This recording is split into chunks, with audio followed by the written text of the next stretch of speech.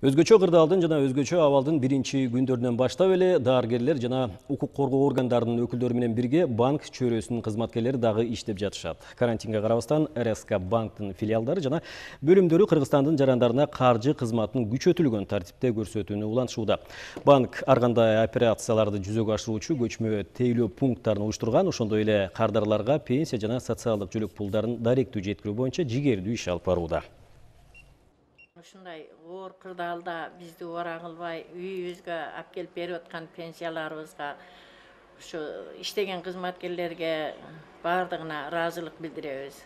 Белгилеп кетсек, бүгүнкү күндө биздин РСК банктын жетекчилиги тарабынан баардык региондордо көчмө кассалар иштеп жатат. Кээ бир учурларда банктын офисинде да түнөп калууга туура келүүдө. Пенсиясын алып, рахматын айтып, ыраазычылыгын айтканда негизи вирус жуктуруп аламынбы деген коркунуч деле эсиңен чыгып калат экен.